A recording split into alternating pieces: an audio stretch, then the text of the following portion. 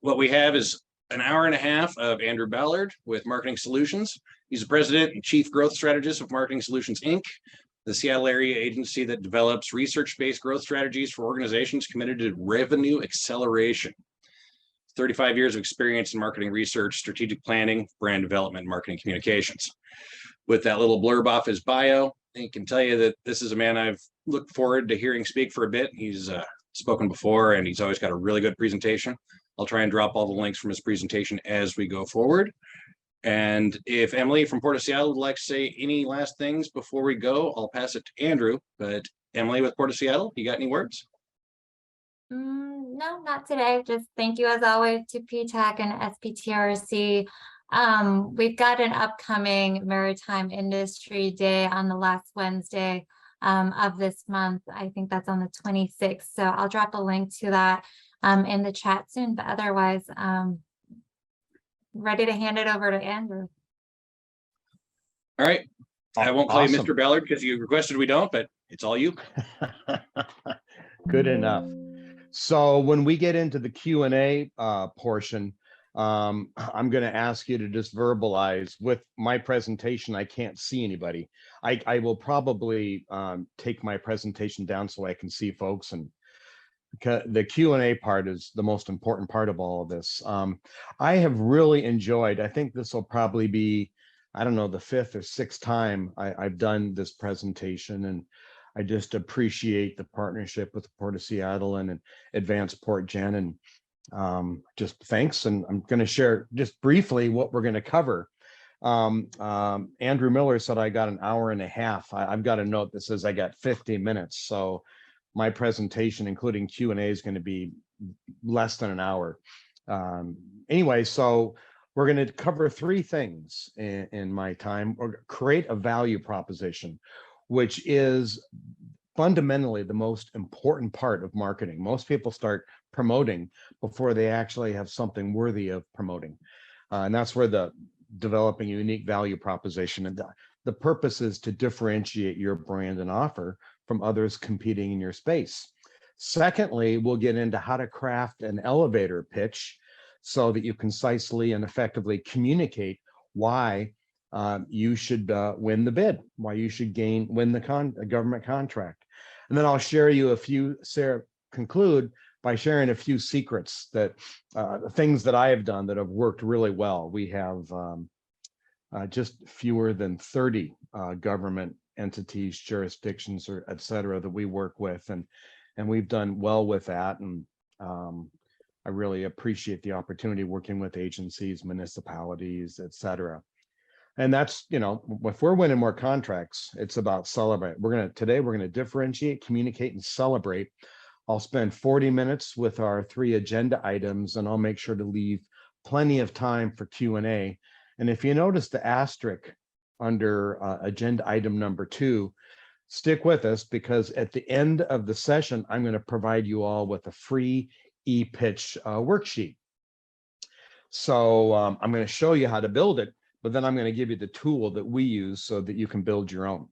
So without further ado, I'm going to jump right in. Number 1, creating a value proposition. Again, as I mentioned, differentiating your brand and offer, and essentially developing a UVP, which stands for unique value propositions. Essentially, it requires that it has 3 qualities. First, it has to differentiate your brand, right? It has to distinguish your brand from others. However, even more important than that is that your target market must value that distinction, that way that you're separating yourself. If you're able to distinguish yourself, but the market you're going after, like government agencies, et cetera, don't value that distinction, then your UVP will not have any shelf life. And then finally, it has to position your brand, your offer, your service, who you are. For many of you as individuals, you are the product. You want to position yourself as the first, the best, or the only. And I can tell you that that's just, you know, kind of a best practice. However, my company, we only position our clients for the only. I don't know about you, but I've seen ads that McDonald's and Burger King both say they have the best burgers. I'm not a fan of either one of them, but first, so that's the best. First, first mover advantage is no longer a reality like it was during the Industrial Revolution.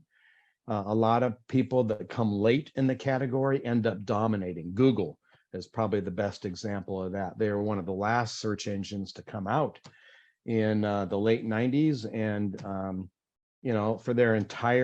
for most of their tenure, they've had 2/3 market share. They've got 67% market share. So they came in late. First mover advantage ain't what it used to be, but only.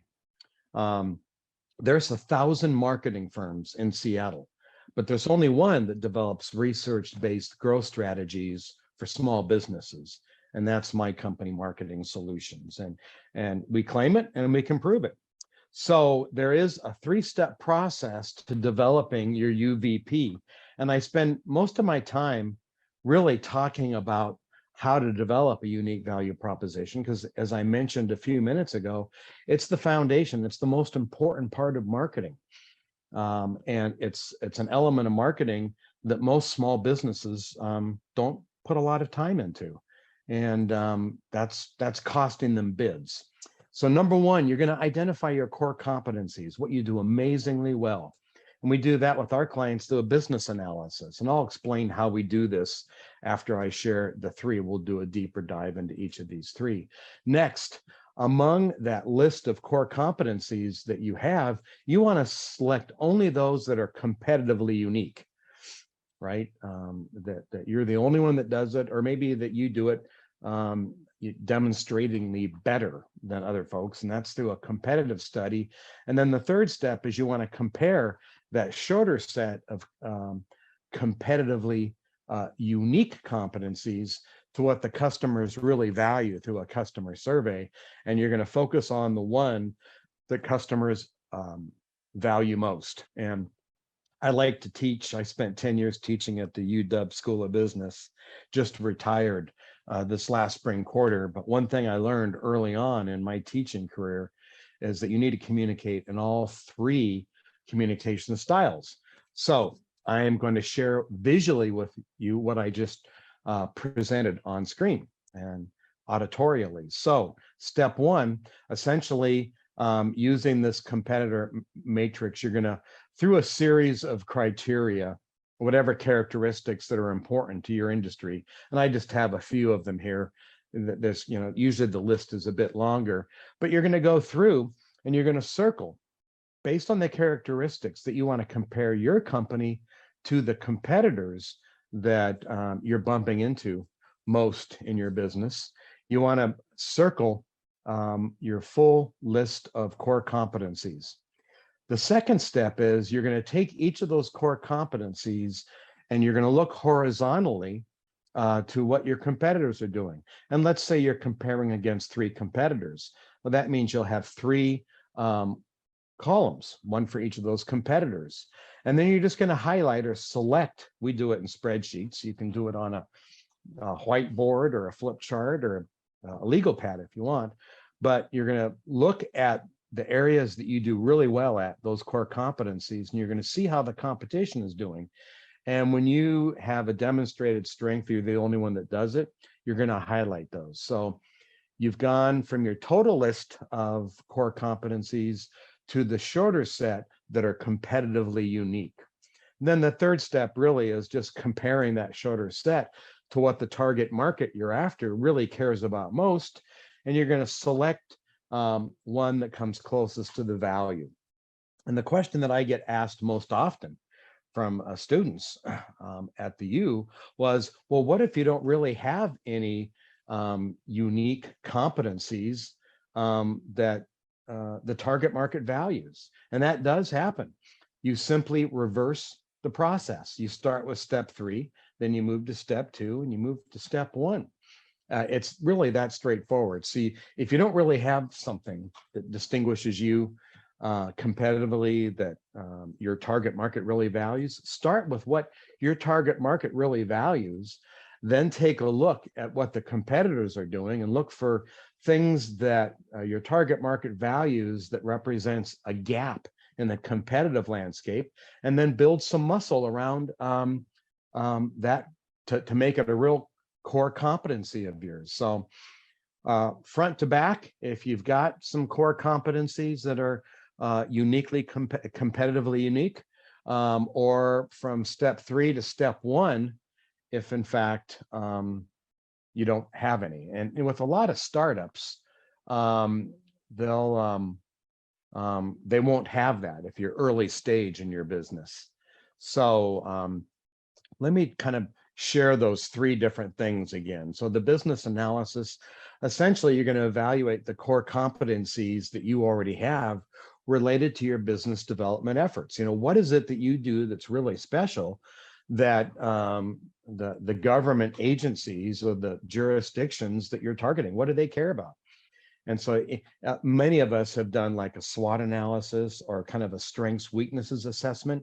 Essentially, this is just really understanding your strengths, and specifically those that would be of interest to the customers you're trying to sell to, the prospects you're trying to sell to.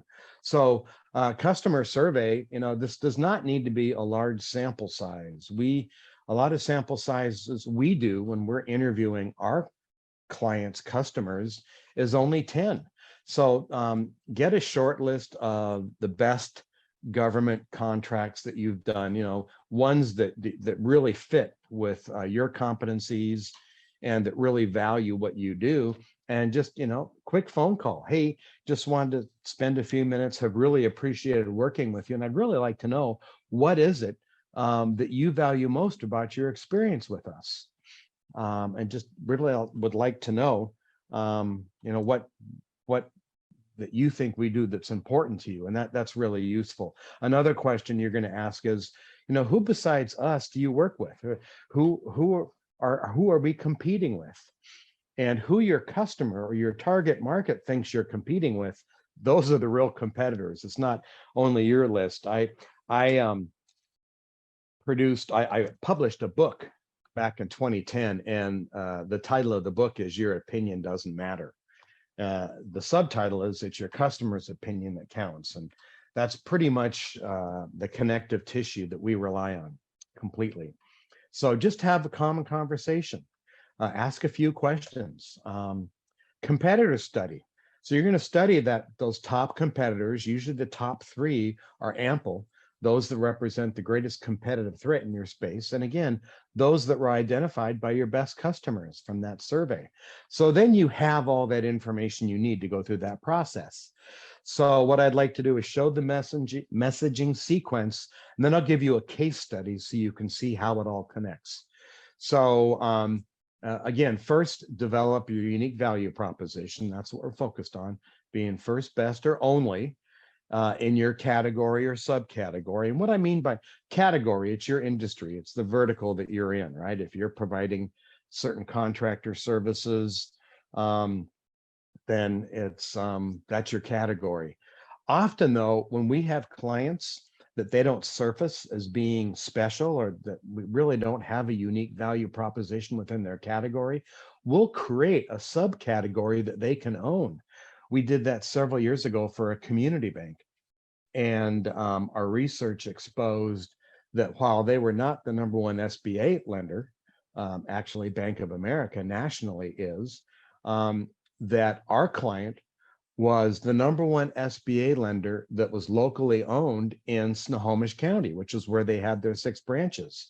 So we developed a really cumbersome unique value proposition and tagline. It worked beautifully. And that is #1 locally owned SBA lender in Snohomish County. And I remember when I presented that to the CEO, he said, nobody's going to remember all of that. And I said, you're absolutely right. We don't want them to. All we want them to do is to remember that you're #1. And we actually did the #1 with the hashtag rather than spelling out #1. It was the hashtag and then the #1 because neurologically we tend to remember numbers far better than we do words. Next, Zoom has me frozen. Create an intriguing tagline, one that really has an emotional connection to your position. When I say position, I'm talking about your unique value proposition. It's making an emotional connection to your target audience. And then 3, You're going to develop and communicate a short set of key messages, usually only 1 to 3, that are in support of your unique value proposition and tagline. So here's the case study, kind of closing this section out. Use Geico because they're a very successful brand that has massively increased their market share ever since Berkshire Hathaway bought them. Warren Buffett started buying Geico shares way back in the 50s. Tells you how old that gentleman is. But UVP, their unique value proposition based on the same 3 steps that I'm suggesting you know, what are your core competencies? What are your strengths? Which of those are competitively unique? And which one of those competitively unique competencies does your market care about? Well, it's low cost insurance and with the fast response. And so what their research exposed, Geico's research exposed, was that that people, they wanted low cost, but there was a real barrier to switch carriers. And the barrier was that people thought it was too much of a hassle or that would take too much time. And so they dealt with that data with this tagline that we all recognize, again, hideously long, but remarkably effective. They've had this same tagline since the early 2000s. My gosh, 20 years. 15 minutes can save you 15% or more on your car insurance. You know, we could remember that in our sleep. And then key messages, a couple key messages. Geico's been saving people on their car insurance for 70 years. Well, it's more like 75 years because the TV commercial I'm going to show you is 5 years old. 15 minutes can save you 15% or more on your car insurance. They end every commercial with their tagline. Now, hopefully Zoom will cooperate. Every once in a while, I'll try to show a commercial and Zoom doesn't have the bandwidth. So let's give this a shot and see if it works. And of course, they're slowing us down, so maybe it won't work. I can't even access the website. Here we go. Been saving people money on car insurance for over 70 years. And who doesn't want value for their dollar? Been true since the day I made my first dollar. Where is that dollar? I got it out to show you. Was it rather old and wrinkly? Yeah, you saw it?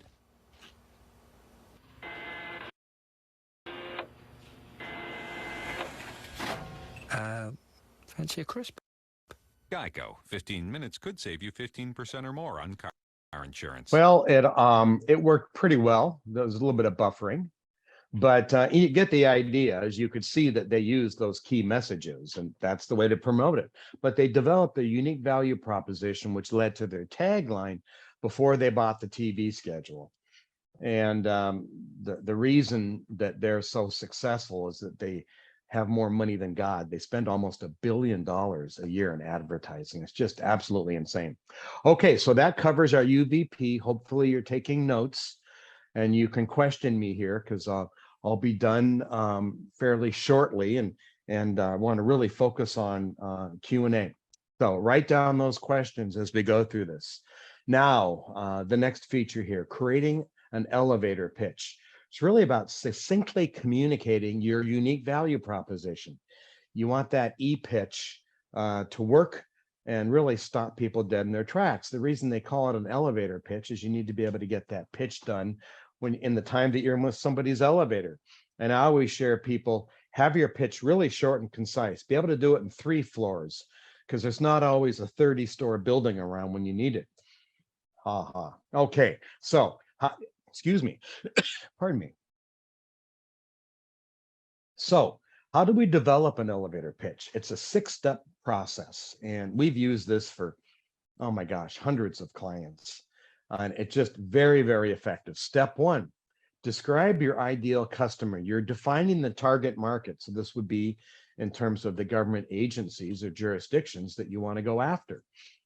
Define them. By the way, I'm going to give you an example. I'll give you a case study using my company on how to actually put all this together. And then again, at the end, I will give you a QR code so you can download the elevator pitch worksheet absolutely free. Second, you're going to create an attention getter to pique their interest. In other words, you want to set the hook. the first thing out of your mouth really has to be something that piques their interest. Oh, okay, I'm going to pay attention. I'm not going to be hitting the first floor button to get off this elevator as fast as I can. 3 out of the 6, you want to define who you are and what you do. In other words, essentially, it's your mission statement. The 4th is you're going to explain what is special about you. Well, that's why I spent so much time up front defining how you can develop your unique value proposition. And we actually use that little spreadsheet where we've got the row on the far left of the characteristics.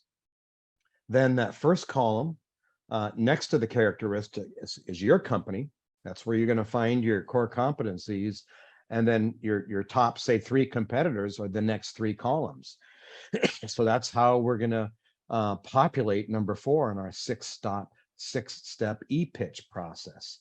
5, you want to state what you want to happen at the end of the pitch. Essentially, you need to have a very specific call to action. This is really what you want them to do next.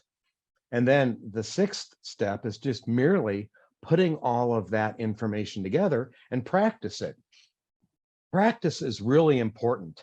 And what I always recommend to people, if they're going to be, if they're going to be doing it in front of, lots of people, even if it's one at a time, is to record themselves. Record yourself with your smartphone. It's amazing how much you learn about your delivery and your presentation when you can watch a video. I remember when I was invited to do a TED Talk. I did a TEDx talk in 2016. It's, they run you through about 80 hours of training in 3 months. The TED process is very intense. I loved every minute of it.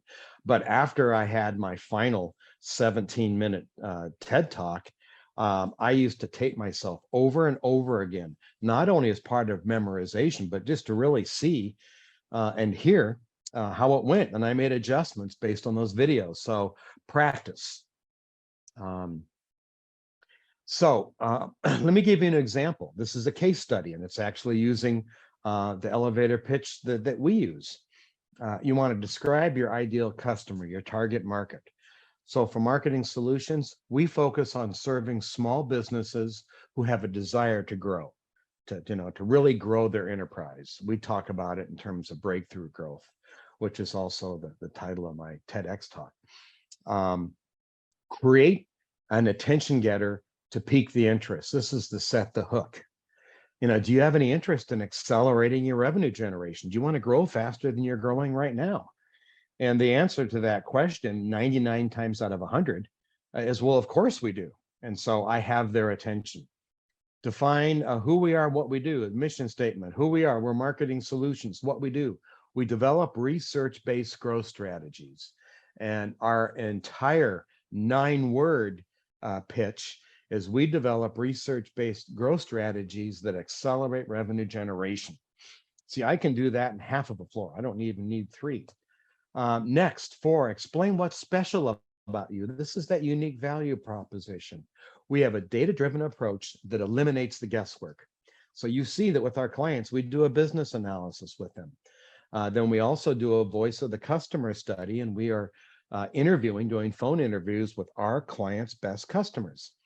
And then based on that answer to, who do you see as a competitor, then we go study those top 3 competitors that surface. And then last, before we put it all together, step 5, state what you want to happen. I suggest that we meet so I can demonstrate our proprietary system.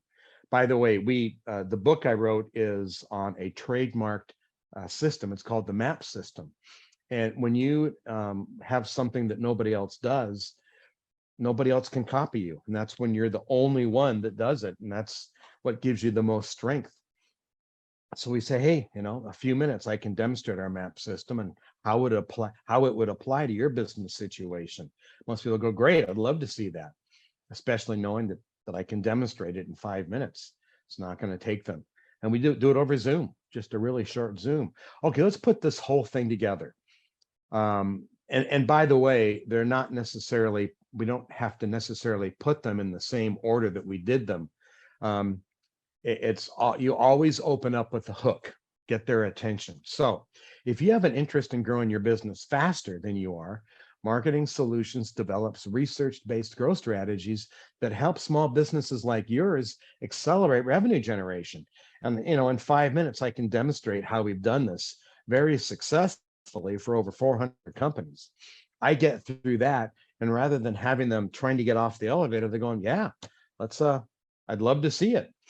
And of course, if I'm in a Zoom meeting, then I just literally pull up a 1-slide PowerPoint, and I can show them exactly what it is.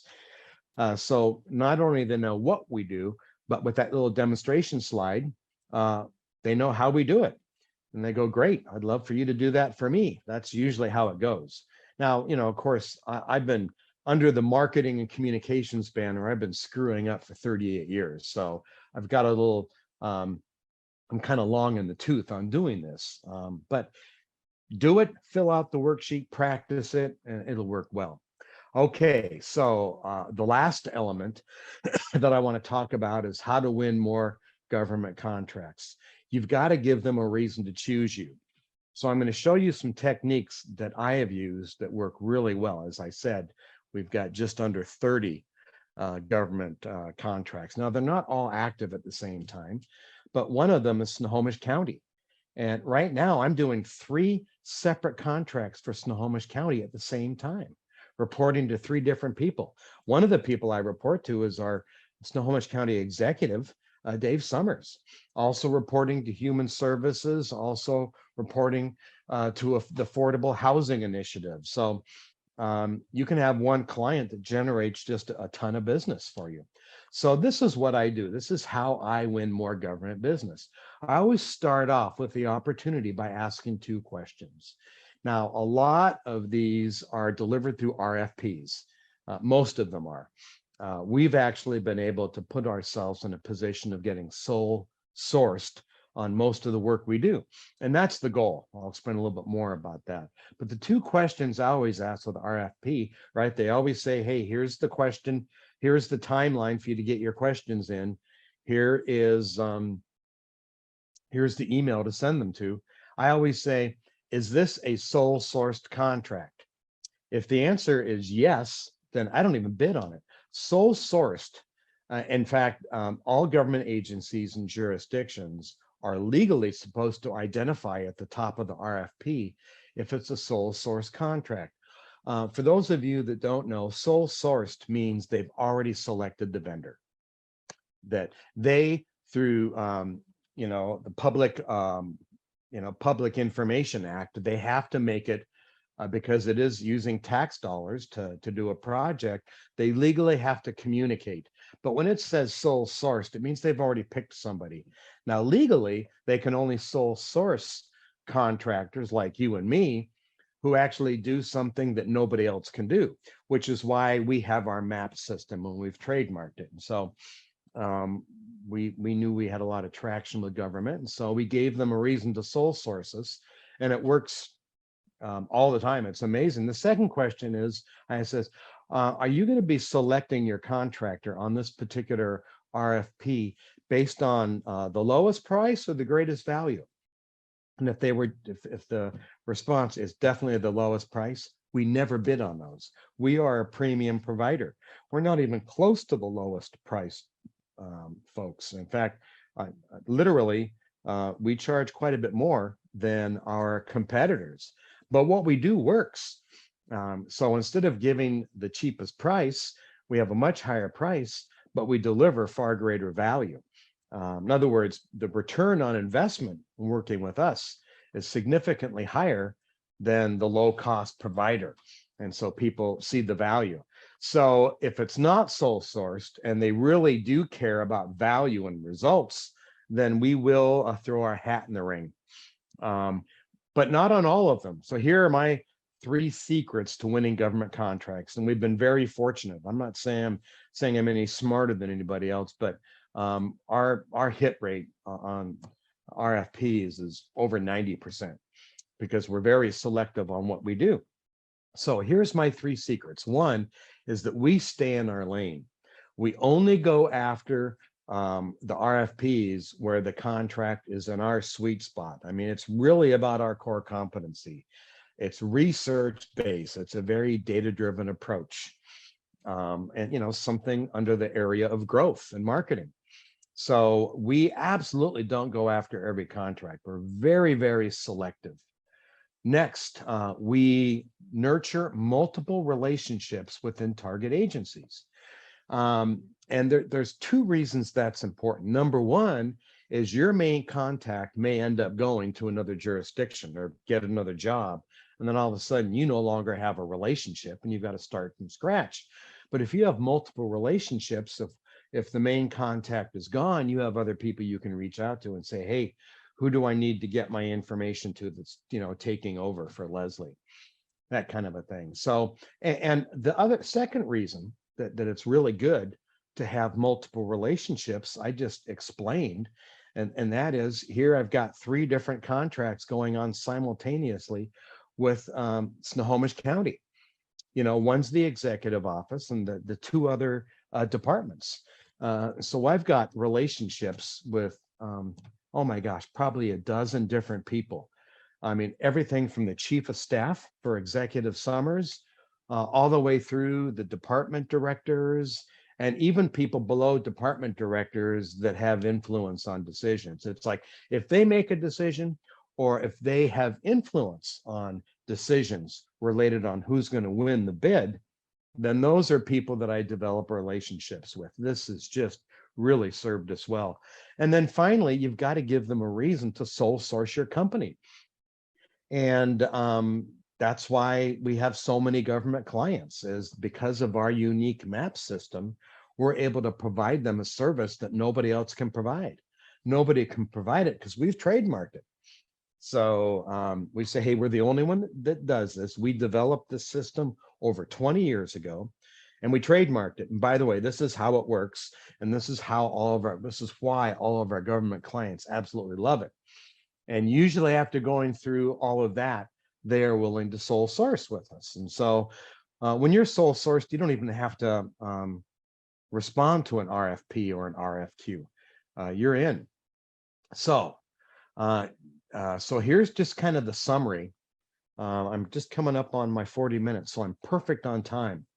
And we'll do the Q&A, but stick around because after the Q&A, I'll give you the QR code for this free worksheet.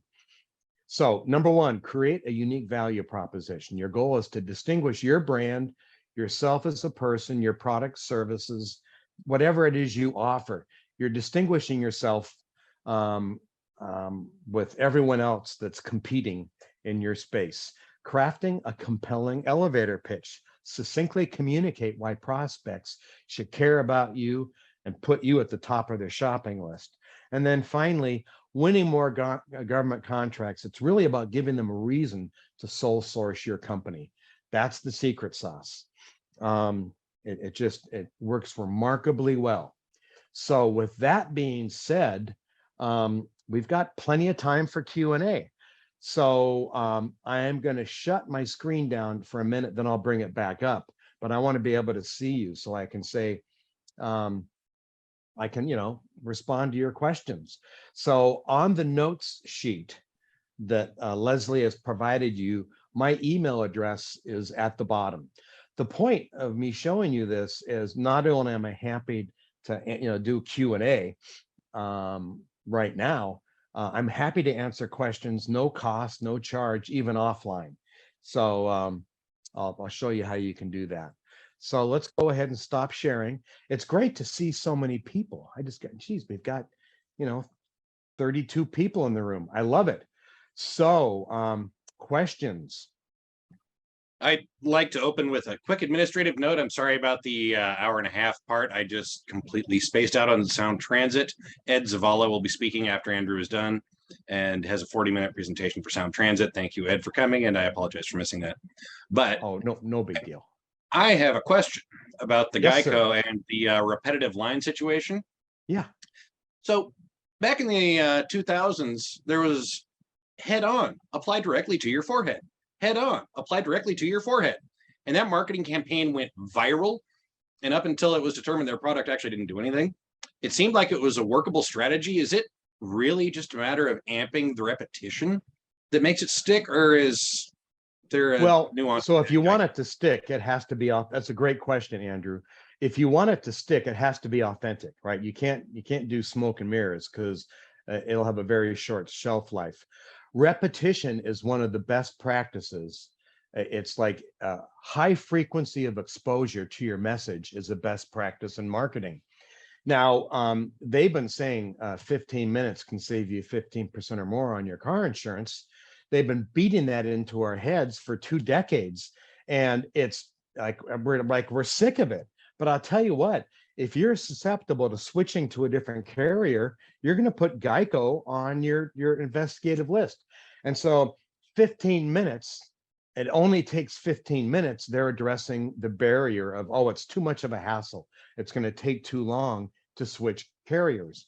And then it says can save you 15% or more on your car insurance. Well, that's the real hook. Now, does anybody in this session believe that Geico provides the cheapest car insurance? They're not even close. Well, I told you they spend almost $1 billion a year. Well, guess who's paying for that? Their customers are. They're not even close to the lowest end. But their tagline didn't say they were the cheapest. All they said was that 15 minutes could save you 15% or more. So it's legally, I mean, that's why the FCC allows them to communicate like that, is because they're not claiming it as a guarantee. They said, hey, take 15 minutes. We could save you 15% or more. So that's how they get away with it. But specifically to your question is yes, repetition and frequency of exposure is a best practice. Even when people think it's nuts. I remember in the 80s and 90s, Sleep Country USA, they sold, they're no longer around, but Sunny Kobe Cook, and she did all those Sleep Country USA ads. Their ads were like, you'd see them on TV every 5 minutes, and people would complain to me. And now I know Sunny really well, and I know the same team that does all our video for our clients is the same team that did all the video back in the 80s and 90s for Sunny Kobe Cook and Sleep Country USA. Everybody would tell me, oh, I'm so sick of those ads. Yeah, but when you need a bed, they're the first person you call. And they are. And yes, you get sick of the ads, but to Andrew's point, you're never going to forget Sleep Country USA. Now they sold over 10 years ago, 10, 15 years ago. And here I still have all that scar tissue from watching those ads every 5 minutes on TV. Thanks for kicking us off, Andrew. Other questions, anything, and by the way, anything under growing your business or marketing or, we're not limited just to the 3 points that I brought up. Anything to do with marketing or, rapidly scaling your enterprise, that's kind of my domain. Hey, Andrew. Hey, how are you? Great. How are you? It was a great, amazing presentation, visually Thank you, and Kay. orally. Yeah, I enjoyed it very much. So for some of us with various services, what's your recommendation for communicating that? Okay, that's a really good question. And if you've got lots of different services that you do, like for my company, we've got 4 separate service bundles. And what I think your question is, how do you wrap all of those under one unique value proposition? And that actually is the right answer. Developing a unique value proposition for each individual service is only appropriate if each of those different services target a completely different market, right? Let's say, Kang, your company has 3 different buckets of services. And if those 3 different buckets of services or bundles of services, and maybe you have 6, I don't know, but if they each uniquely target a completely different market, then you would develop a unique value proposition. And then that hooky tagline for each one of those.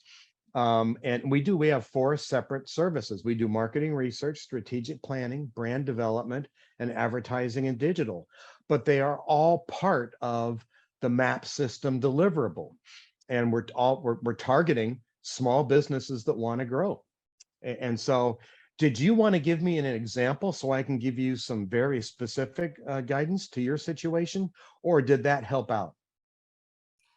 It did. So my approach is what I tailor to whoever I'm approaching, or Okay. that the crowd I'm selling to. But I found That's actually a very powerful technique, and it's actually what you're doing, Kong. If you're doing it one-on-one, and each pitch is a unique thing, that is called ABM. ABM in strategic marketing stands for account-based marketing.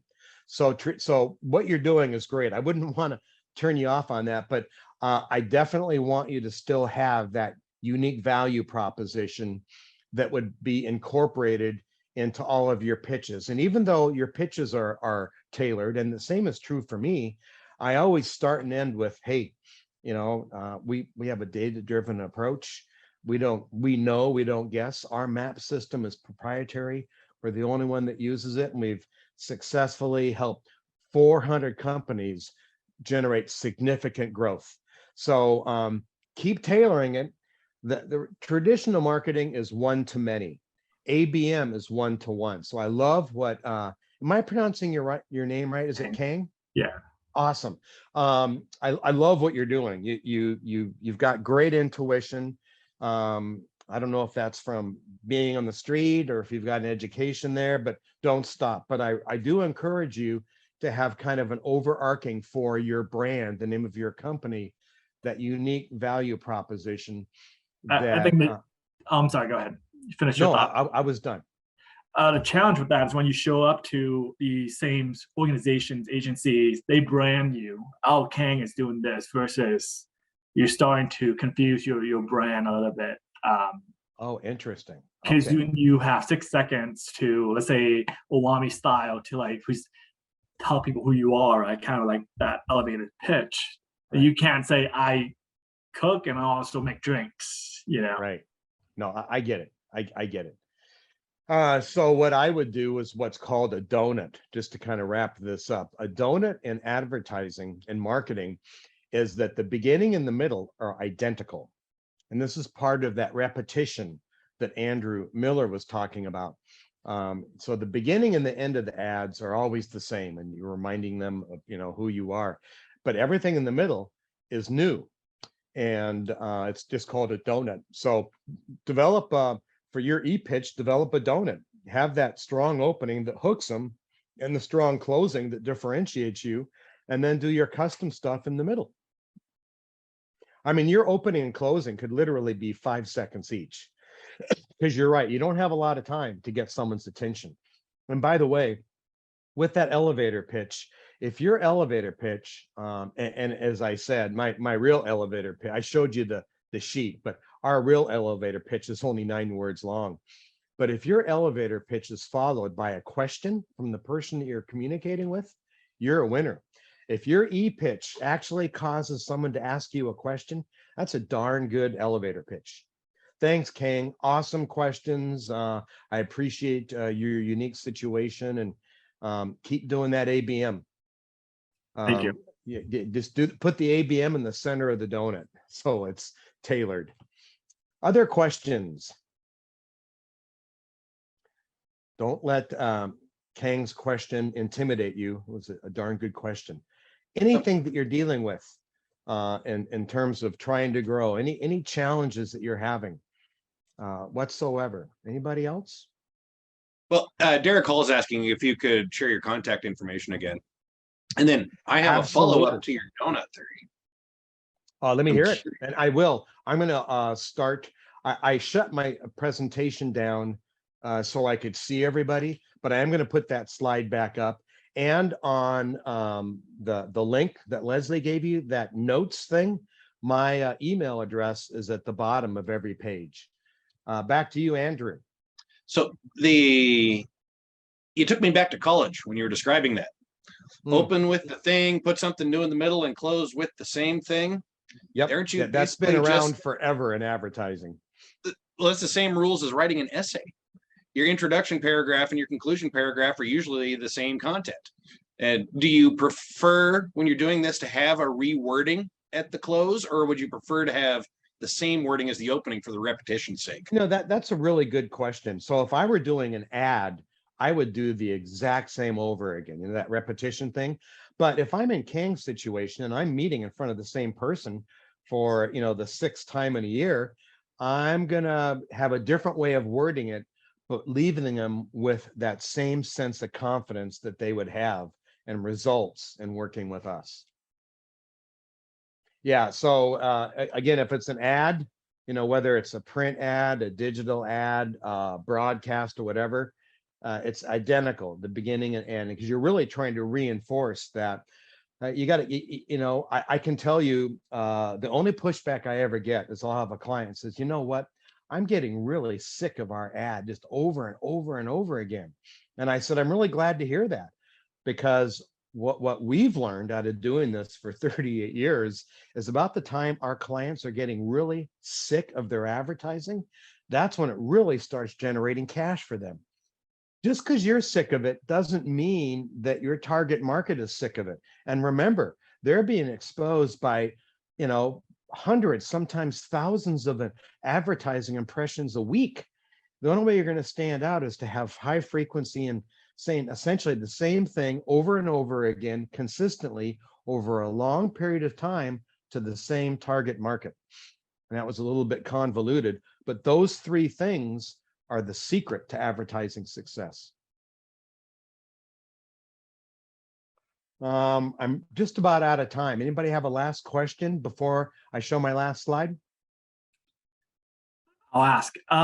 If you have like a niche service, what's your recommendation for approaching these agencies or organizations? Well, if you have a niche service, that actually gives you a competitive advantage. And we do too. That's why I said on that first line of our secrets is we always stay in our lane. We only go after the contracts that will really benefit from, our niche service. So that's really a strength.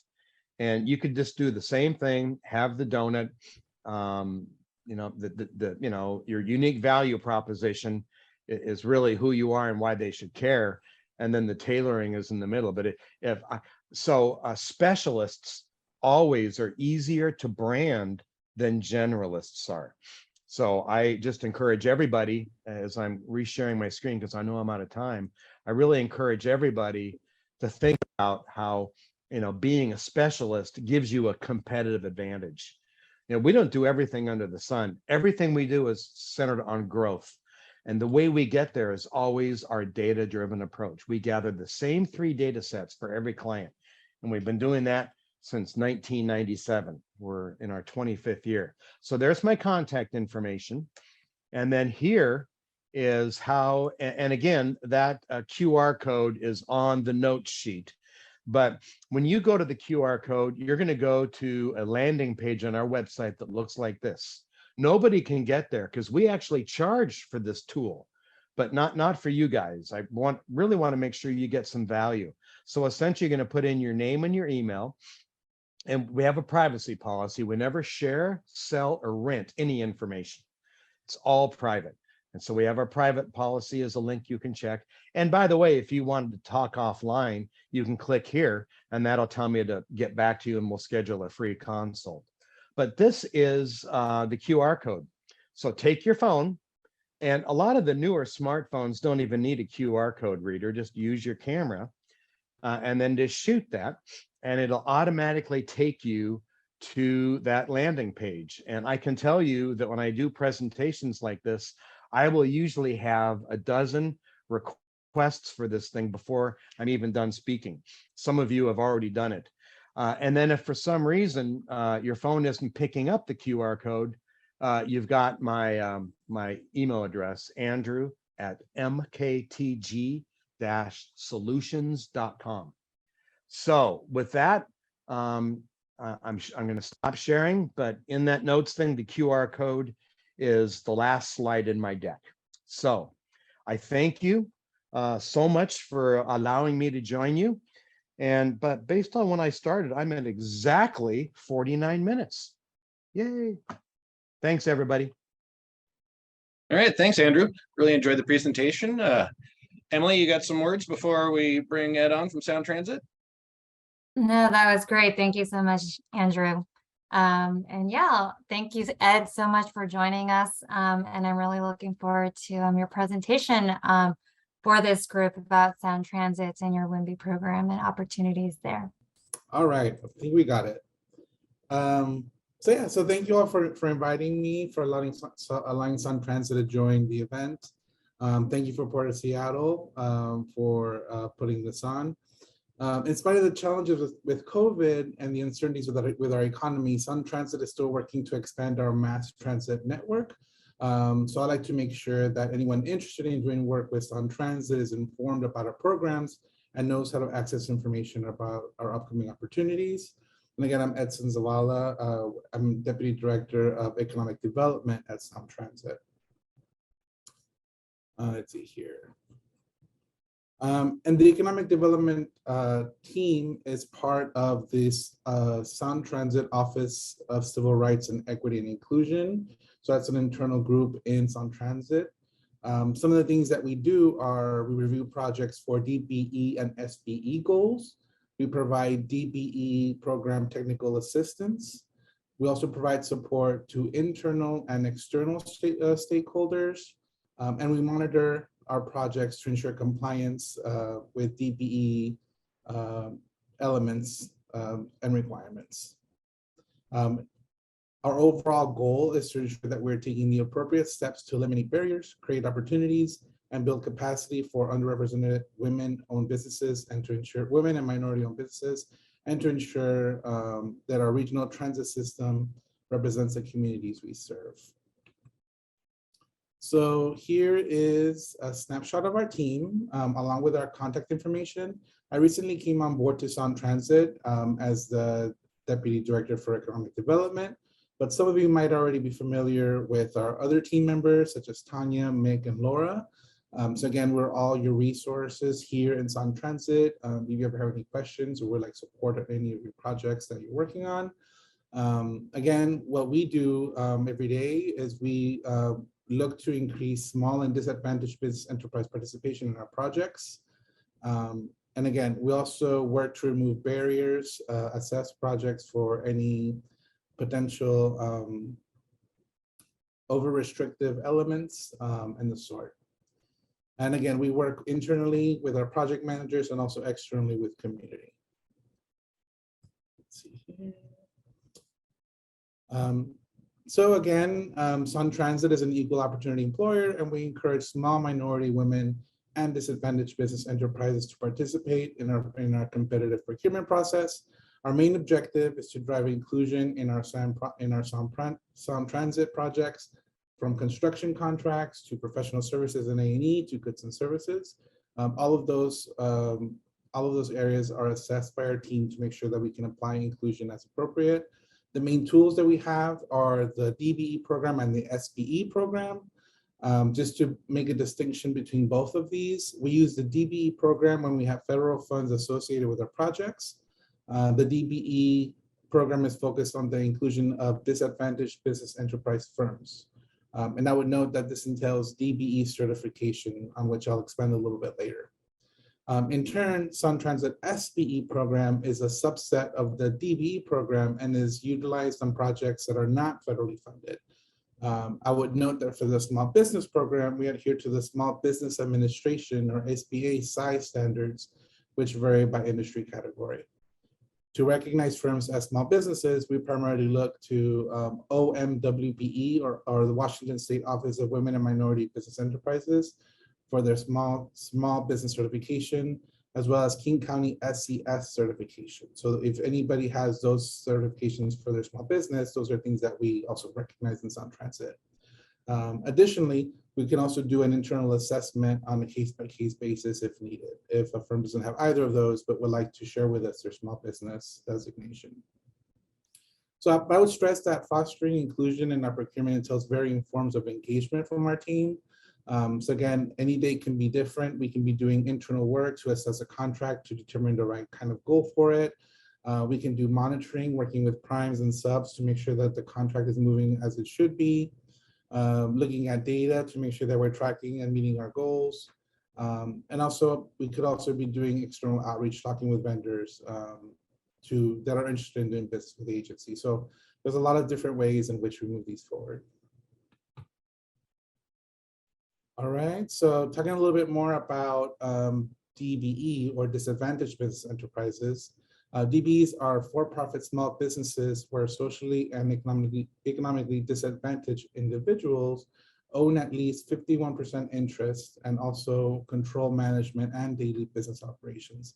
Specifically, African Americans, Hispanic Americans, Native Americans, Asian Pacific and subcontinent Asian Americans, and women are presumed to be socially and economically disadvantaged. But I would note that other individuals can also qualify as socially and economically disadvantaged on a case-by-case basis.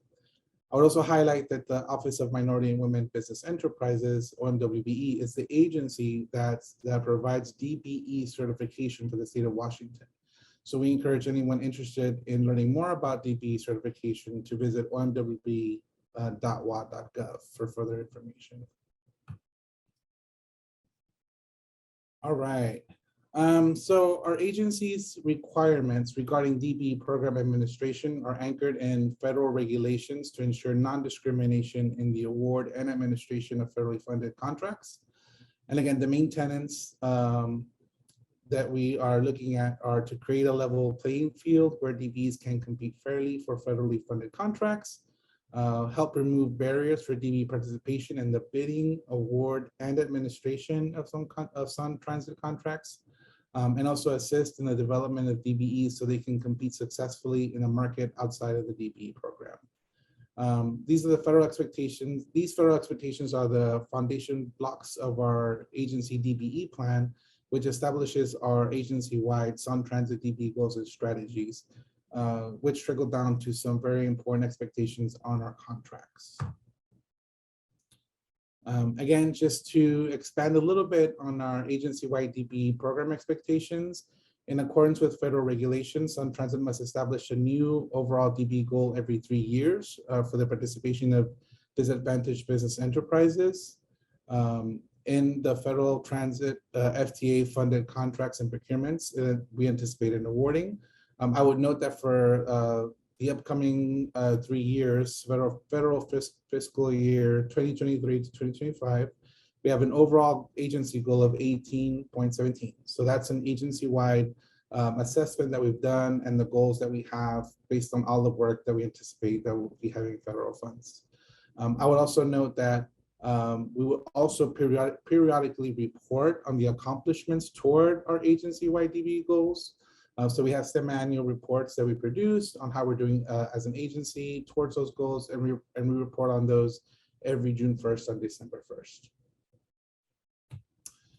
But moving on down to the contract specific perspective, when we have a contract that has federal funds, DBE program requirements apply throughout the life of the contract and must be monitored, tracked, and enforced by our team.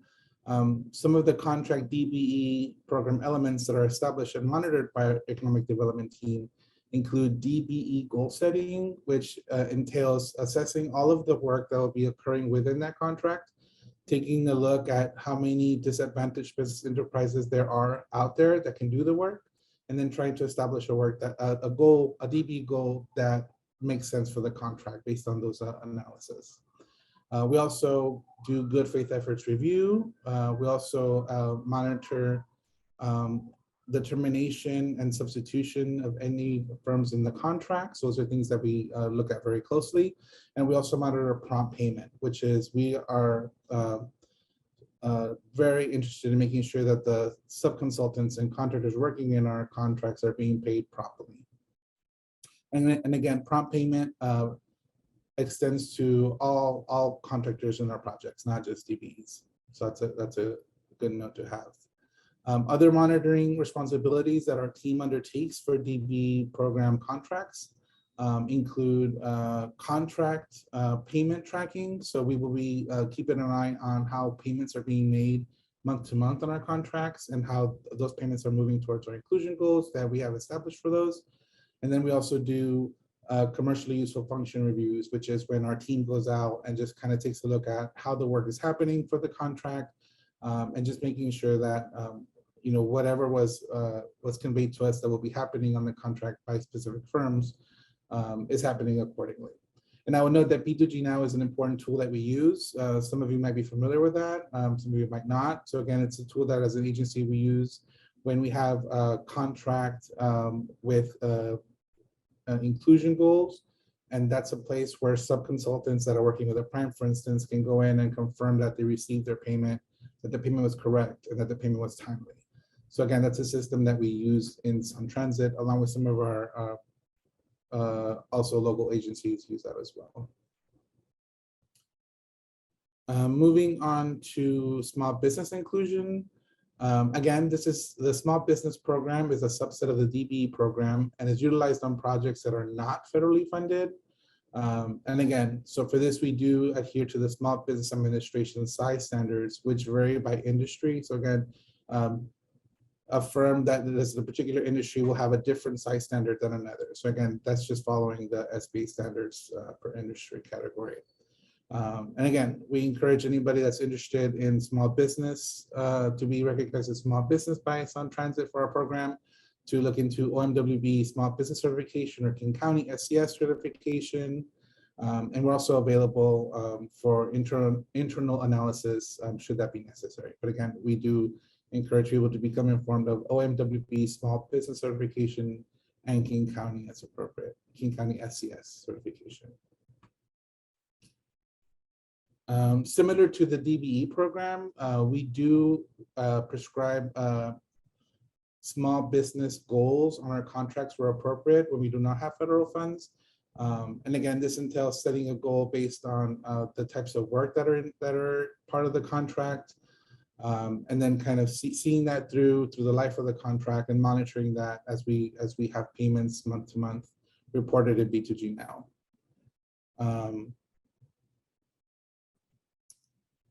I think that's the main part there. And then moving on to connecting with Sound Transit.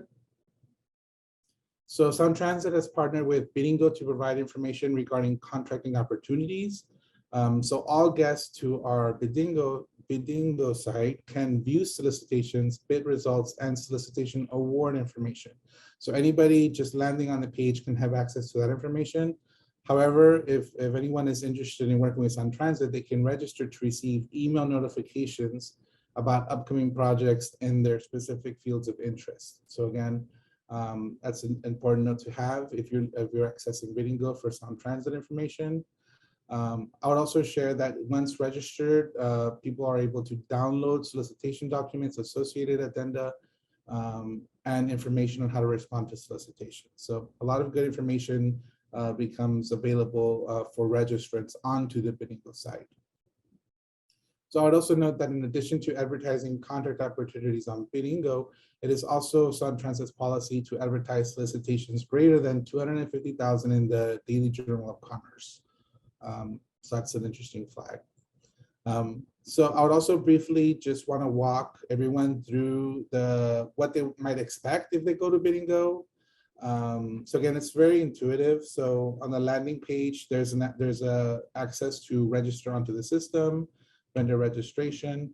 Again, it's going to take you through 3 basic steps to follow. Again, it does prompt you to have information handy about your business, particularly NAICS codes. So again, anybody that has their business and has associated NAICS codes for their services, it's highly encouraged for those to have those handy as they go through this process. Again, you're going to be provided with a big menu of potential codes that you can narrow down on and select what's appropriate to your business. So just expect that. You're going to have to provide a valid email address to proceed with your registration. Again, you're going to be provided with a password that they'll be associated with your account for you to access whenever you enter the system. And then moving on to details of the registrant. So we're going to need company name. We're going to need your address, city, zip. All these with the red asterisks are mandatory fields.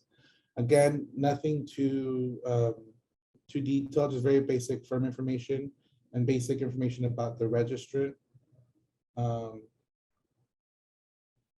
You also have the opportunity through the registration to share other business information, such as veteran-owned status. If your firm is veteran-owned, you're able to communicate that to Sound Transit through this registration. You can also share if you're a certified minority or woman-owned business and select the certifications that you have to communicate those to Sound Transit. Again, we mentioned a little bit about the Small Business King County SES certification. Again, you have an opportunity here to share that with us as well as if you're a disability-owned business. And then there's some information about the date of establishment for the firm and annual gross receipts. So once you've gone through those screens, you should be done. And that's it. Then you'd be done with your registration for Sound Transit and Biddingo, and you can have access to more solicitation information as we discussed previously. I would also like to talk about some top types of work with Sound Transit. So just at a high level, we have for goods and services, these are the typical types of things that we see. We see IT, janitorial, maintenance, rolling stock, equipment, financial services.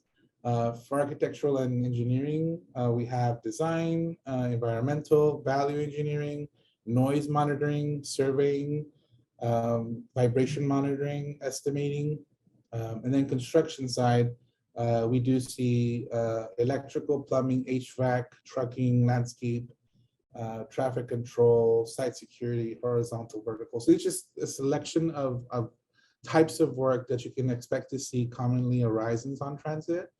So again, if your firm is in any of these types of work, we encourage you again to consider registering into our website so you can stay plugged into all of our upcoming opportunities. I will also share that in that same website where we had the Biddingo, we routinely upload upcoming contract information. So if you go to the main menu, as it's seen here on the screen, you'll see upcoming procurements on the drop-down menu. So we update those at least quarterly. So I know this is the latest one that I was able to pull from last month. So we have snapshot of active and future procurement activity with date estimates. So again, we had some here on calls, for example, that I'm seeing for A&E, environmental services on call, for example, kind of tells you more information on the procurement, where it is in the overall structure of things. You also have construction, and then general contractor, construction manager, subcontracts procured by Sound Transit. So you'll see this is just the first of two sheets, because the second one will have materials, technology, and services. So for example, like this one was showing the on-call for art printing services, language access tool, landscaping services, and day lodging for BNSF crew. Those were advertising in the advertising phase, and they have further information there on solicitation, pre-bid, submittal dues, etc. So I encourage you to check these out. Again, those are available when you go to the Sound Transit Biddingo site. I'll have important information on what we expect down the road and some important dates associated with that. I would also note, if you're interested in some of these procurements, definitely do consider going to the pre-bids. That's where we share more detailed information about the project, also any inclusion expectations for the procurements, and you have an opportunity to meet other firms that are interested in pursuing that specific procurement. So just a note on pre-bids. I think that's really it. So more of an express presentation here. So I'm open to any questions if anybody has any. Can you go back to the last slide with the link so I can just take a quick picture? Thank you. The other one. The one with the link.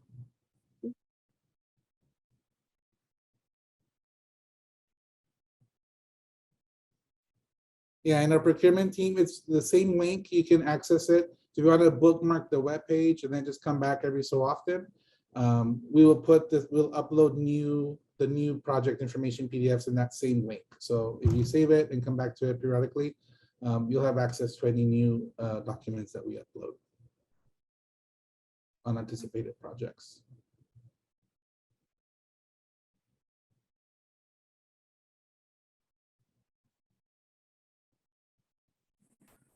I have a question for you, Ed. Yeah.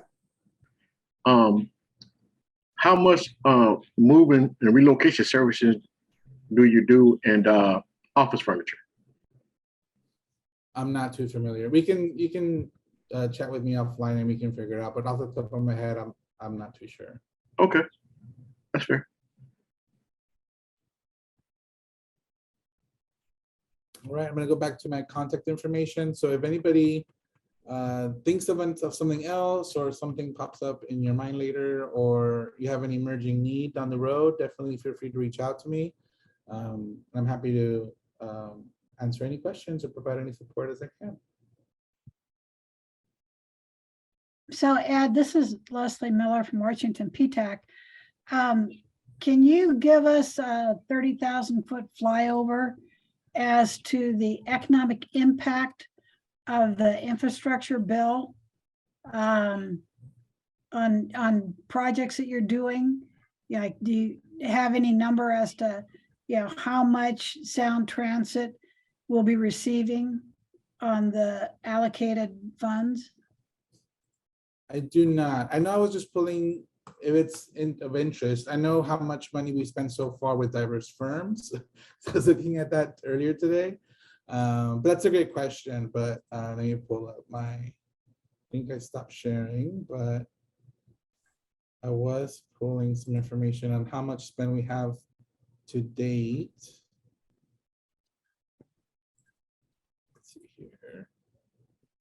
So as of right now in 2022, we have 47.7 million that has gone to diverse firms: Asian Pacific American, Hispanic American, Native American, Black American, and other minorities. So that's what I've tracked so far, going out to those firms. And then for last year, we had 94.7 million going to, again, Asian Pacific American, Black American, Hispanic American, Native American, and other minority firms. So along with that, not all of us are in Puget Sound. Can you give us an idea as to the physical footprint of Sound Transit? North to south, east to west. What all does it encompass? That's a good question. But I would also highlight that in terms of looking at firms that we work with, especially in DBE certified firms, those DBE firms could be from anywhere in Washington State, right? So if there's a firm in Vancouver, in Spokane, wherever, and they're DBE certified, they would fit into our DBE program where we have DBE goals into our projects. So that's an important highlight to make. So we do look statewide for DBE, at least. It's a good flag to make to folks. So one of the resources for all of our participants, well, actually we have several resources on the line today.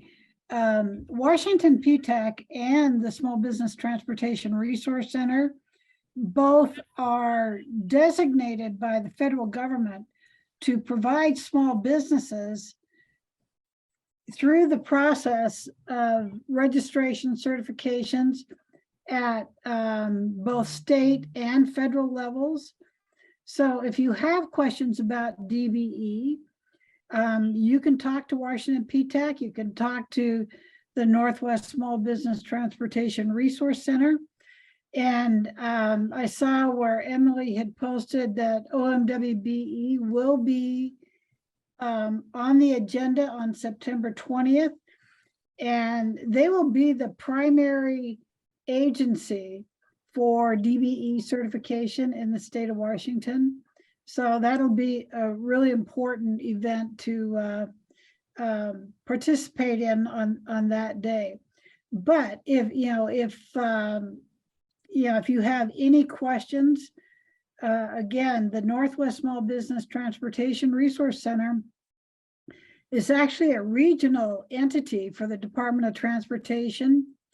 And, so if you're looking for opportunities, in addition to Sound Transit and, maybe transportation issues out of, the Portland area or Anchorage or, Missoula, Montana, SBTRC can help you with that. And Washington PTAC can, help you with all kinds of other things. So being registered at the state level, if you need a little more guidance on how to get into the vendor portal at Sound Transit, just check with a local PTAC. If you don't remember my name or Ed's name or, Andrew Miller's name from SBTRC, we're here to give you a hand.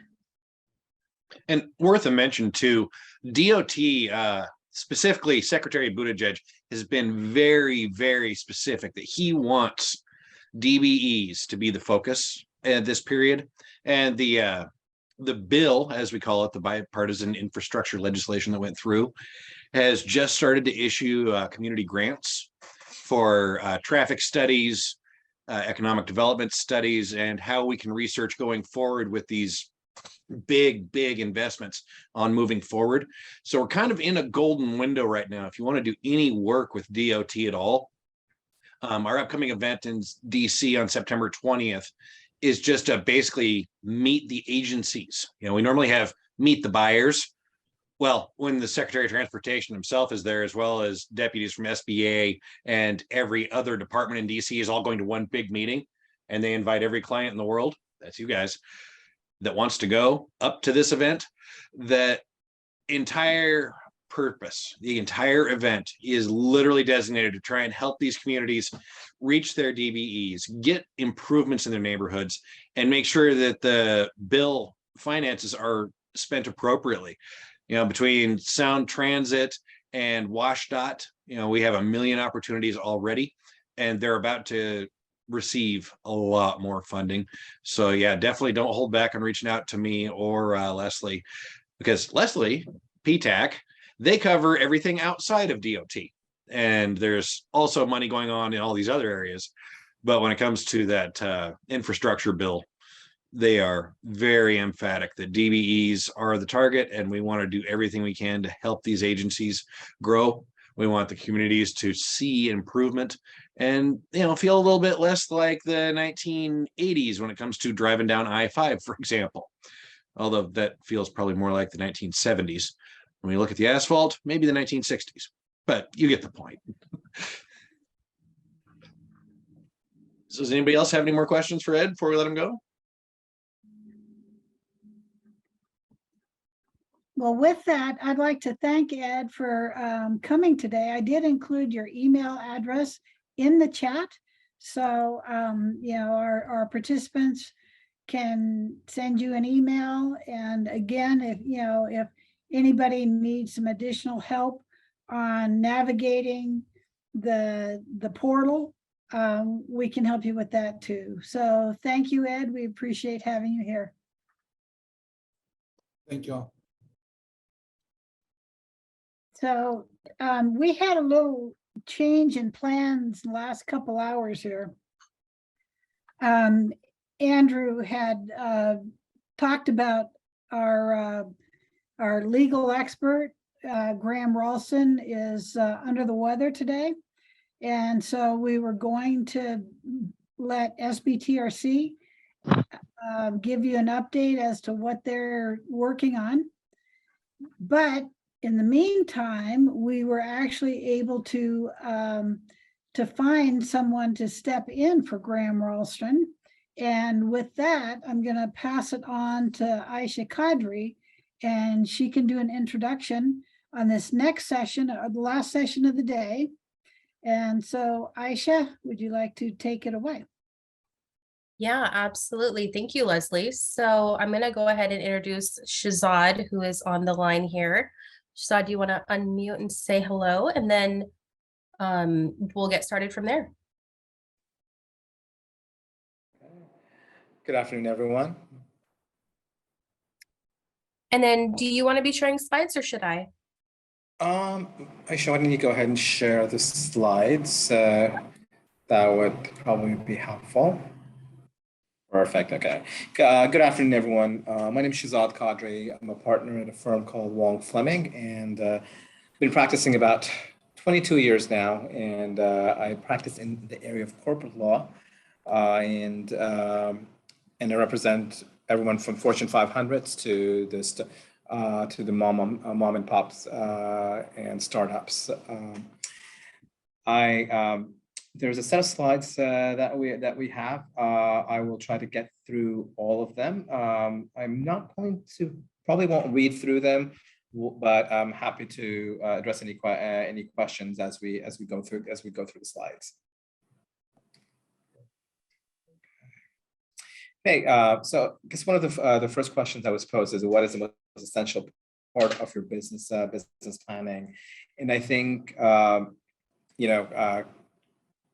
anyone that is a business person will know that when you start a business, it's basically you and how vested you are within your business and what you're planning to do. The sky's the limit, and as long as you are willing to put in the labor and you have the tools necessary, there's nothing standing between you and your path to success. Business planning. I think definitely different people will deal with it differently. From our perspective, from when we're advising businesses on how to go about getting started, there are several things that we look at. We're looking at habits. We're looking at organization and the structure, and that is generally where we focus. Health and adaptability, and I think we've had to deal with the adaptability factor quite pervasively in the last 2 years as we dealt with the pandemic, and that is continuing today as businesses adapt to deal with the changing landscape of businesses all around us. Now, I think one thing I will say with a lot of businesses, I think legal is the last thing that they consider, partly because legal does not make you money, it makes you spend money. So when you are starting off your business, I think that is a low priority. However, it is generally easier to deal with an issue up front and a lot cheaper than trying to fix something later on. Some of the issues that small businesses and large businesses alike face are going to be employment, your corporate entity. I think a lot of people don't understand the differences or choose the wrong entity depending on what they're doing. Tax implications, licensing issues, IP. If you have IP, that's one of your largest assets, which a lot of small businesses don't protect. Your contracts, and in today's environment, we're dealing with implications of COVID and other pandemics as we navigate that. As far as COVID is concerned, you've got to keep in mind this is a developing area of law. I think most businesses, and as well as the law, we are still trying to figure out on how to deal with issues. Because over the past 2 years, the landscape of all businesses has changed because of this pandemic.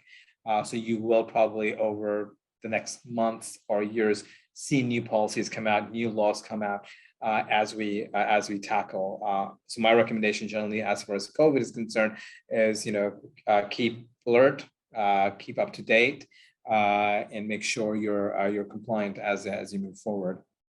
Okay, employment law. So one of the biggest things that a lot of small businesses get in trouble with is being unable to distinguish between independent contractors versus employees. There's a presumption that I can save on taxes if I have someone as a 1099. And that is a legitimate concern and legitimate reason to use independent contractors. But the problem that you run into is that often small businesses and large businesses alike will treat these independent contractors as employees. Now, what does that mean? Okay, an employee is an individual that a company asserts control. They have no independence. They're getting a paycheck, but you get to tell them what to do, when to do it, how to do it, where to do it. An independent contractor is doing work for you, but you cannot exercise control over them. So if you are truly using an independent contractor, the way it should be is you'd give them an assignment, say, hey, I need to get this this program programmed or the software developed, and then you give them a timeline, and then you step back. You are not overseeing them. You are not you're not controlling them. You're not tracking their hours. They come and go as they please if they are working on site, and you do not have a say in how they're working, what hours they're working. You're not even providing tools. That is a true independent contractor. Once you start overstepping that line, where you start telling them how to do their job, or where to do it, or when to do it, that person is transitioning into an employee, even though you may be classifying them as independent contractor. The legal consequences is that if something goes south with that employee, that individual that you think is an independent contractor, they can come back for back wages and benefits, because they will be able to prove that they were in fact being treated as an employee, not an independent contractor. So you just because you are telling someone that they are independent contractors is not sufficient. You need to make sure that you are treating them as an independent contractor, where they have their independence and that they can actually move forward and make their own decisions. At the end of the day, their only obligation to you is to give you the deliverable at the time that you guys have agreed to do. Employment discrimination. Again, that is a highly charged area. Generally speaking, you cannot refuse to hire, discharge, or otherwise take any adverse action against an applicant or employee with respect to compensation, terms, conditions, or privileges of employment in whole or in part on the applicant's or employee's protected characteristics under federal, state, or local law. And generally speaking, what we're looking at: race, gender, sexuality, age, religion. Okay. In Washington State, if you are bringing an employment discrimination claim, basically the EEOC has to generally give you a green light to proceed with a lawsuit. I am not an employment attorney, so my knowledge is limited. But generally speaking, as long as you are within those you're within compliance as far as those 4 factors are concerned, you should be good to go. Certainly, we have a lot of federal laws that protect individuals, but there are also state laws which provide far more protection. If you do have concerns about something that has happened within your organization, I would certainly reach out to your counsel or an employment attorney to basically see how you can rectify that situation and deal with it. Certain things you cannot do. You cannot ask the person how old they are. You can't ask them if they're U.S. citizens, or what their native language is, or what religion they practice, or if they're planning to have children anytime in the future. You can ask general questions. Are you authorized to work in the U.S.? Yeah, great. They will have to provide you proof at a later date, and that's fine. If the job requires a certain skill set, which includes languages, that's a legitimate question. You can ask questions as they pertain to the job that is being sought, but nothing that generally treads into their personal lives, their personal affairs. Certainly, anything about their religion, race, background, heritage is a no-go, and you are at that point treading into issues of employment discrimination. Basics about overtime. If they are not exempt employees, meaning they are hourly employees, 40 hours is the max in a single work week, and they cannot be compensated at a rate of less than 1.5 times their rate. It is, if they are hourly, you are looking at a work week, not a month. Okay. So what that means is that if I've worked 60 hours week 1, I get paid a time and a half for those 20 hours. What you can't do is say, hey, you know what? Shahzad worked 60 hours week 1, but the entire month he only worked 150 hours. Oh, so I don't have to pay him overtime. That's not how that works. You're looking at a work week. The only time we are not worried about the hours worked are if they are if we're exempt employees, which a lot of white collar and a lot of professional jobs are, executives are, where you're not being paid compensated hourly. You have a salary. So if you're working 80 hours one week and next week you're working 10 hours, doesn't really matter. You are going to just get paid or whatever your salary is. And that is what we call exempt employees. Hourly employees are non-exempt employees. Okay, so if you have employees, you have strict requirements on keeping records and personnel file. So basically, each employee file needs to have their work eligibility in it, which is the Form I-9. And the Form I-9 will have their Social Security information, and they'll have the tax withholding information.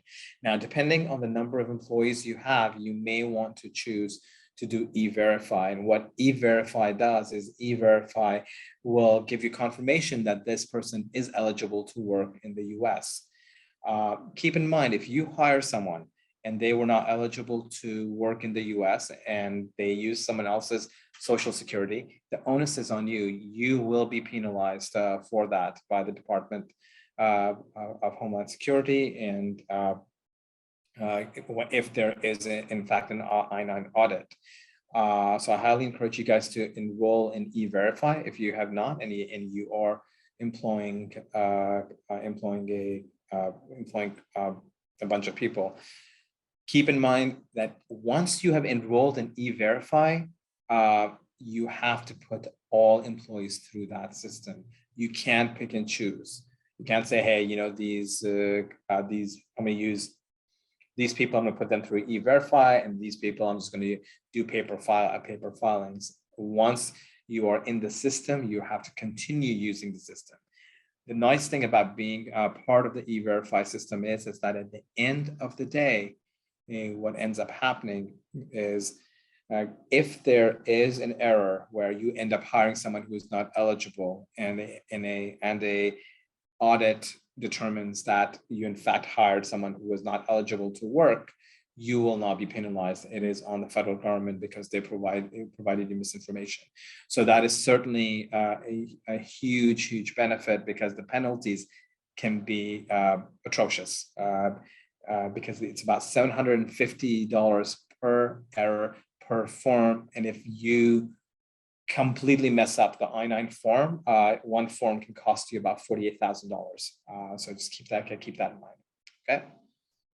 Okay. Record keeping, minimum of 7 years. You have to have that available nowadays because everything's on the cloud. People generally have it forever. But if you are still keeping paper records, 7 years is a minimum. Performance management, again, if you are putting people on probation, you need to have those policies set forth. Your employees need to be aware of those policies, and you should be providing them something in writing. You cannot expect employees to know what you're thinking. So if you're an employer which does evaluate employees, does put them through performance reviews, make sure all the policies, procedures, milestones are put in place in writing, where employees have easy access and can basically go forward and review it if the need arises. So there are no surprises, or they don't get to say, "Hey, I didn't know about this." Anytime you're dealing with employees and you think you will be taking disciplinary action, you need to make sure their files are documented. The mere fact that you told someone something in the lunchroom does not count. If there are disciplinary actions, they need to be formal, they need to be in writing, and you need to do a follow-up. Ideally, if you're HR, if it is a contentious issue, then having someone else within the room certainly helps. But certainly making sure that all responses, all disciplinary actions, all performance reviews are in writing and in the employee file. Yeah, that was employment law. Like I said, I'm not an employment lawyer. That's basics of employment and immigration, actually. Certainly, if you have questions that are more detailed, I would certainly reach out to an employment attorney, and they'd probably be able to help you better. Entity selection.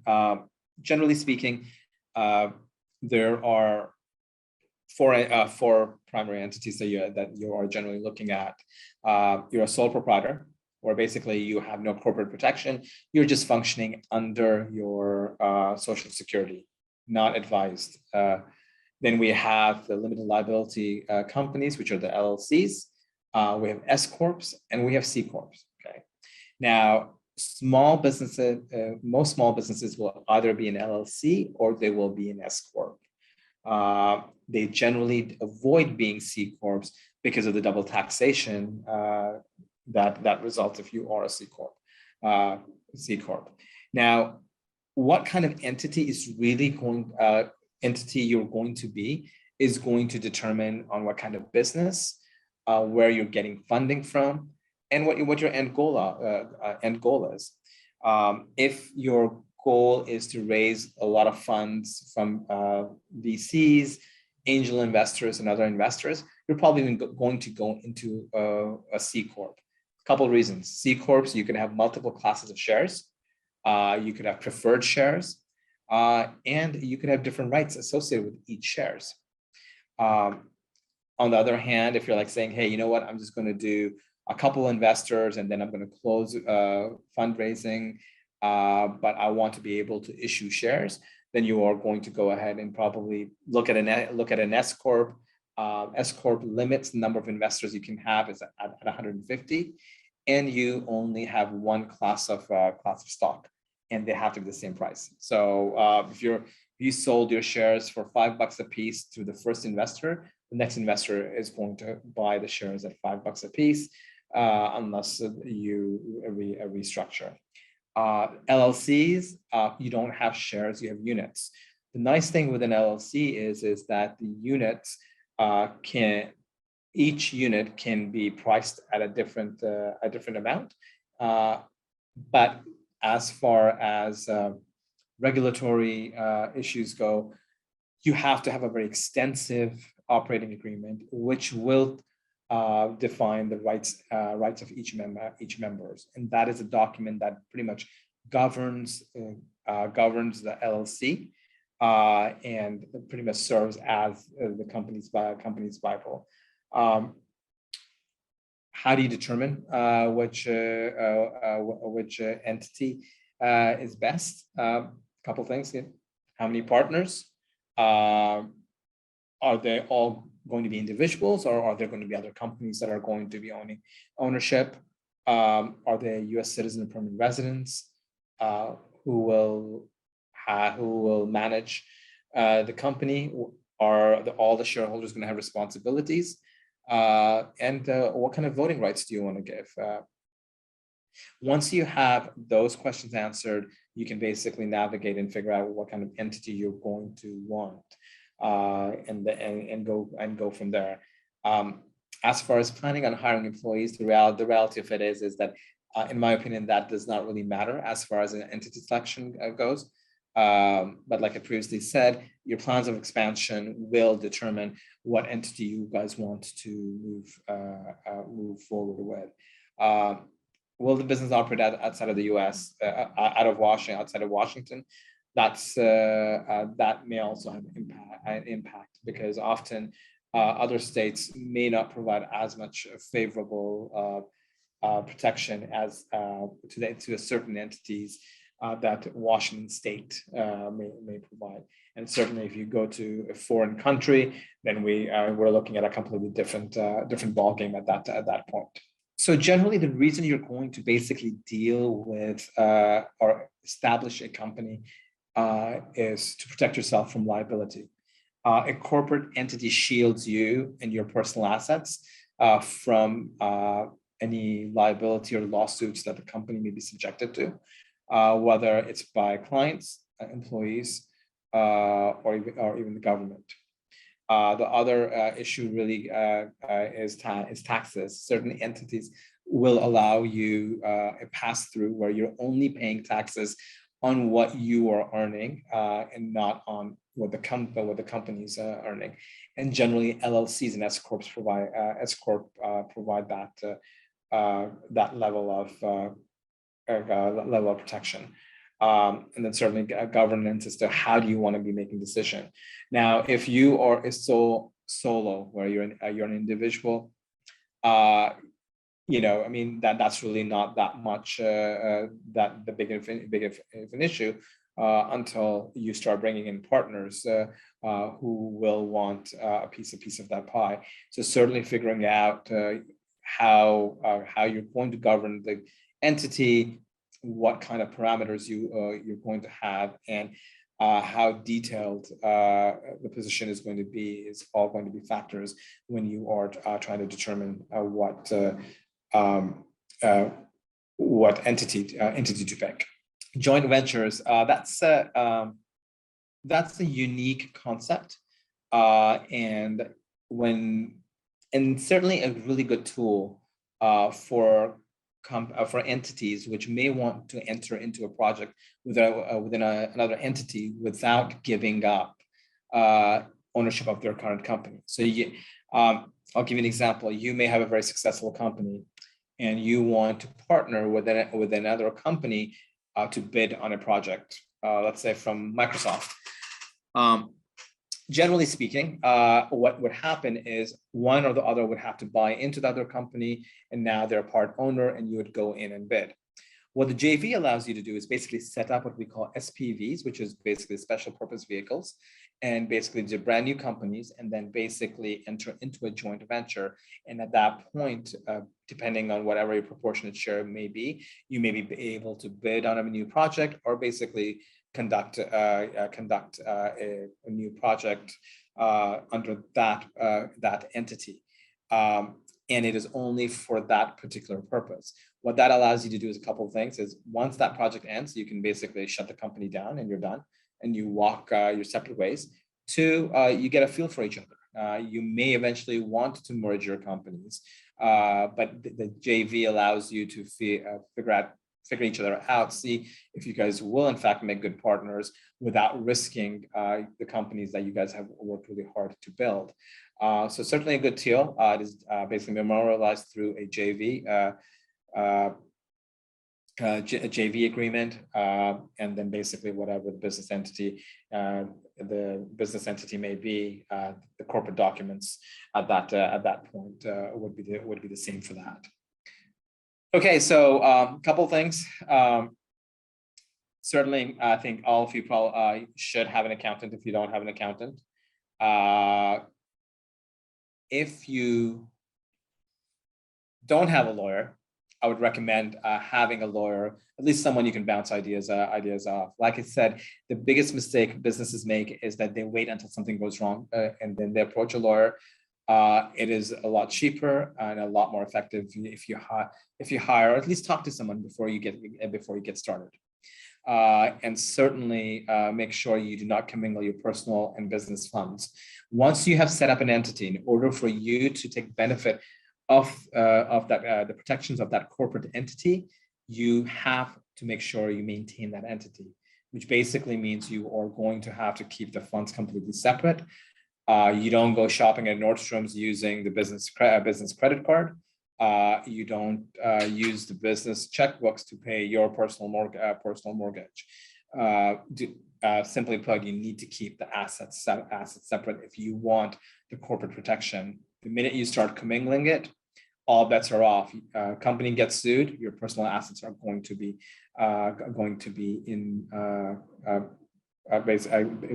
be at risk. If you are taking debt out or buying property for the company, you need to make sure the documents are signed in the name of the entity. 20 years back, you could get loans quite simply under the company's name. Today, they will probably ask you for a personal guarantee, which is fairly standard, and you should expect that. But even then, loan should be, or the purchase should be under the entity's name if you want to maintain the integrity of your corporation and be able to exercise reap the benefits of the protections that these entities provide.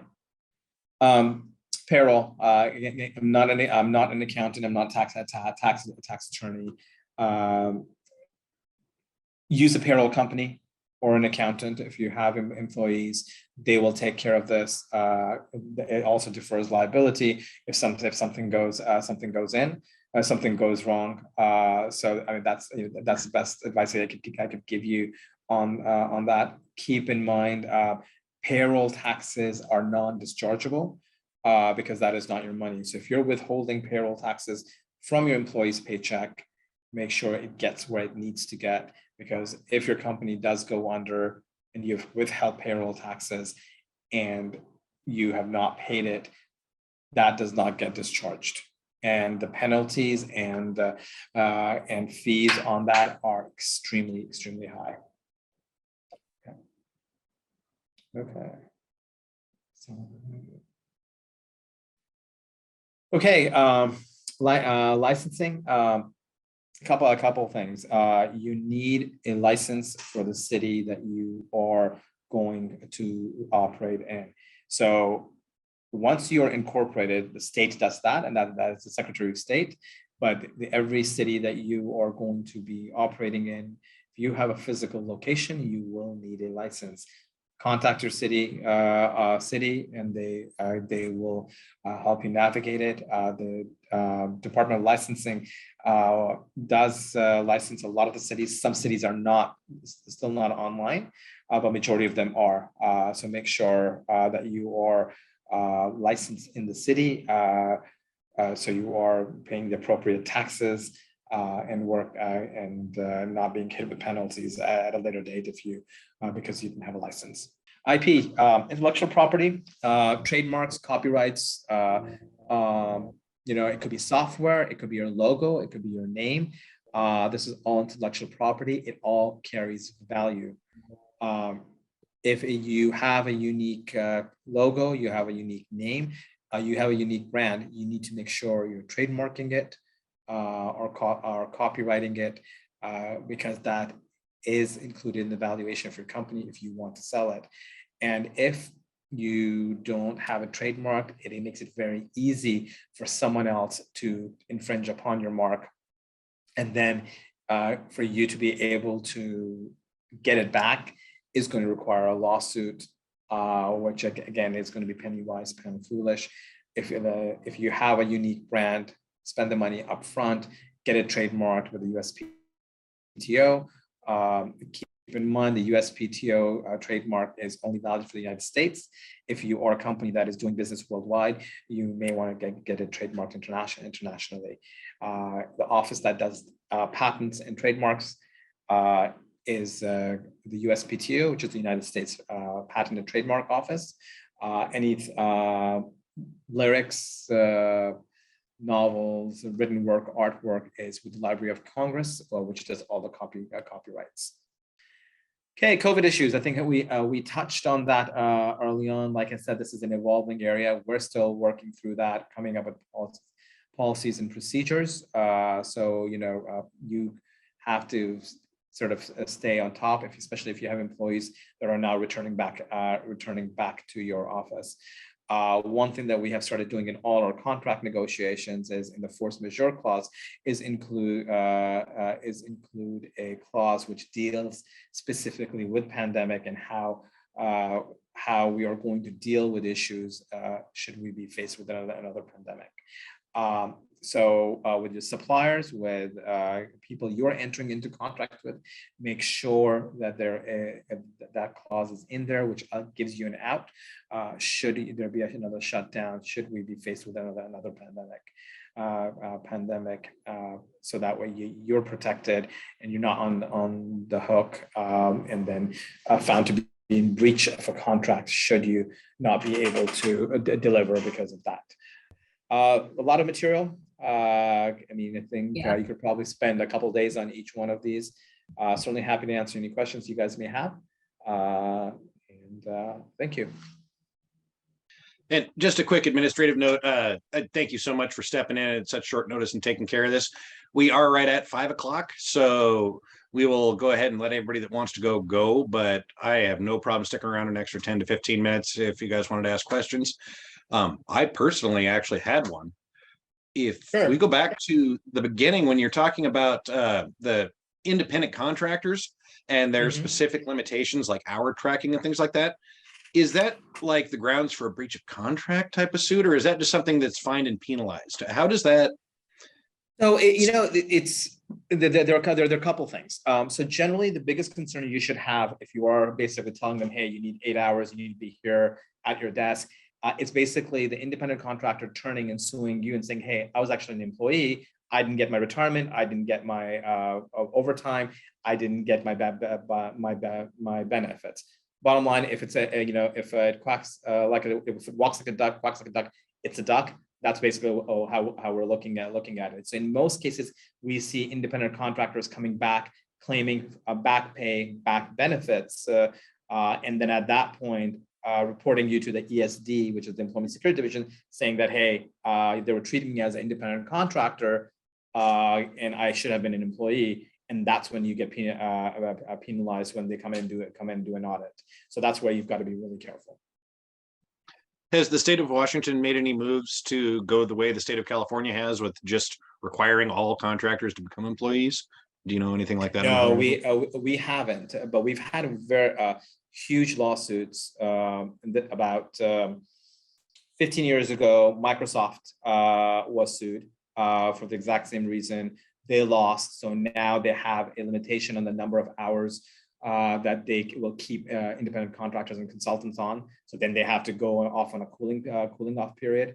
The prosecutor's office was also sued because they had a bunch of prosecutors that were independent contractors, and they were being told to be at certain courts at a certain time. And basically, the courts came back and said, nope, prosecutors cannot be independent contractors because of the way, the nature of the job.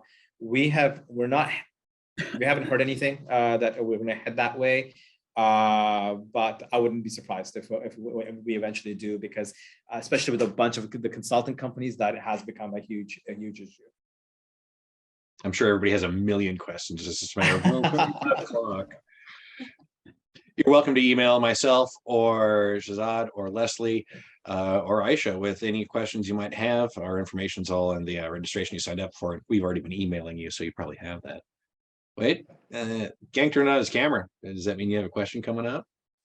Yeah, I do have a question. So I'm in Portland. I'm a business license in Portland. I'm COVID certified in Portland. I'm trying to move up to Seattle, but I'm still trying to debate whether I should apply for a business license up in Seattle, and then get certified. So it sounds So- to me like, sorry, go So ahead. this is the thing, Ken. Let me ask you this. So you are a Oregon business. You Yes, have an EIN. Do you have contracts? Do you currently have business under that EIN? I do. Okay, so this is the thing. Whenever you reincorporate in a new state, you'll end up getting a new EIN. So then registering with a corporation under the new EIN is going to be a pain. So what you're going to do is you're going to keep the same company, you're going to keep the same EIN, and you're going to register in the state of Washington as a foreign entity doing business in the state of Washington. So what that allows us to in Washington to know is that, hey, this is an Oregon company. It is now opening offices in the state of Washington. You get to keep your EIN number, you get to keep your corporate entity, you get to keep the history of your company. Okay, so you're not, so when someone looks you up, they go, hey, these guys have been in business 10 years, versus if you set up a brand new company in the state of Washington, it's going to show us like, hey, it just got registered. So, or if you do incorporate as a foreign entity, it's going to basically piggyback to your original filing date. But if you are doing any business in the state of Washington and you're going to have a physical presence, even an office or even a one of the mobile offices, you do need to have a license in the state of Washington and be registered with the state of Washington. And it's less complicated that way as far as like tax and. Yes, yeah, because you're not dealing with a new entity, you're not dealing with a new EIN, you're still using basically filing one set of taxes under the EIN for your original company. Thank you. Okay. I think that's pretty much going to wrap us up. As Emily noted in the chat, next week we're going to cover recruiting, retaining, motivating employees, and IT will have a panel, prime panel from Port of Seattle. I'd like to thank Shazad again so much. Just thank you for stepping in. And unless we have any closing remarks from Leslie or Emily, I'm going to go ahead and end the recording and allow you all to go back about your evenings. Thanks, everyone, for coming. Thank you so much again, Shazad, and thank you everybody for participating. I'll see you next week.